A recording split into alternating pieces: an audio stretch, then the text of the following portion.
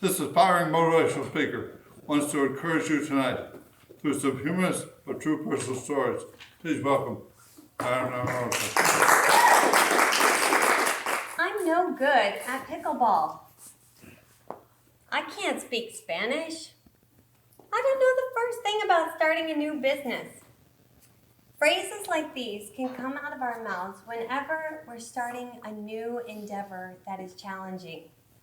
Perhaps you've gotten the ball rolling and it's turned out to be more challenging or complicated or complex than you initially thought that it would be. It's not coming naturally to you. I can relate. My fellow Toasties, DTM Nick Smith, and no guest tonight. My name is Diane Amoroso, and tonight I want to share with you a tiny but mighty 3-letter word that can reframe your thoughts about yourself and your situation. Allow me to share a few stories of my car catastrophes to illustrate the power of this little word, yet. In the first incident, I was 15 years old. I didn't have my driver's license yet, but I did have my driver's permit.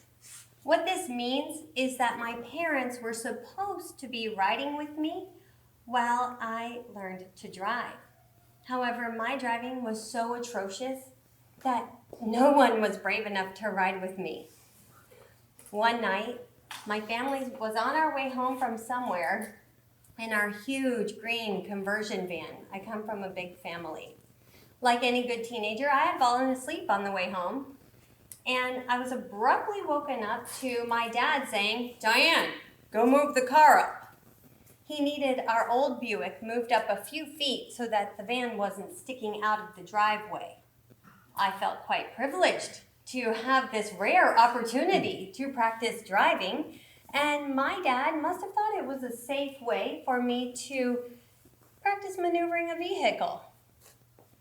I'm not quite sure what happened, but somehow I got the pedals mixed up, and instead of slamming on the brake like I had intended to, I slammed on the accelerator and blasted through the den of my house, leaving a gaping hole. It's a true story. Shocked and ashamed, I got out of the car. One of my brothers was laughing hysterically.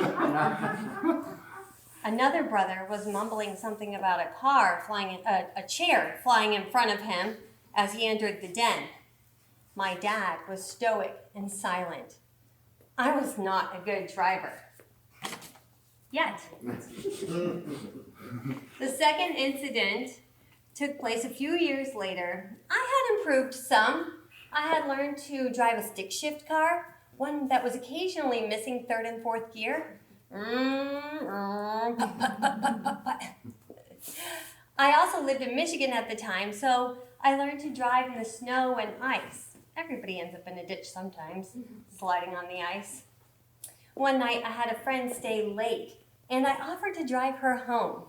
As we started out on the road, it felt quite bumpy. My mind was searching for what was causing the bumpiness, and I landed on, there must be bumpy ice on the road. I didn't have much common sense as a teenager. Your minds have probably figured out what was truly happening. The front left tire was completely flat, and I had driven 5 to 10 miles on the rim. Cringe! I was not a good driver yet. Well, the final incident that I'm going to share tonight happened about 10 years ago. I was married, living in Florida, and a hurricane was coming. We had our house all boarded up, and my oldest daughter was a baby at the time.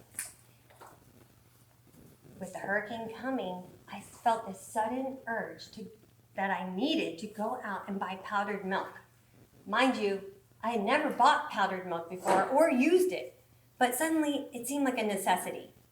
The storm was coming, so I hopped in our car, one that I shared with my husband at the time, and checked the rearview mirror. In the rearview mirror, I saw the dark night behind me and proceeded to back up. Crunch! No! What? I swerved around to see a car parked right behind my driveway. It was my neighbor's friend's car who was there for a hurricane party. I looked in the rearview mirror again, wondering how I had missed that.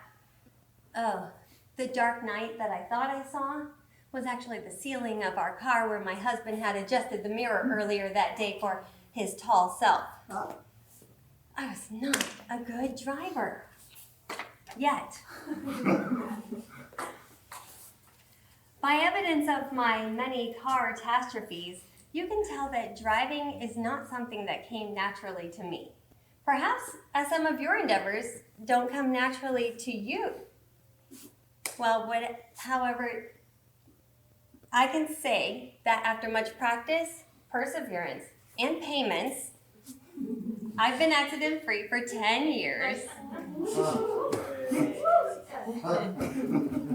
So whatever that thing is that you are wanting to do, the language you want to learn, the skill you want to master, the sport you want to try, the speech you want to give, the business you want to start, whatever it is, go for it and fail forward.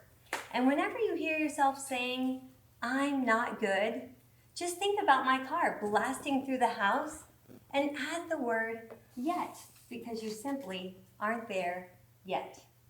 Back to you, Mr. Toastmaster.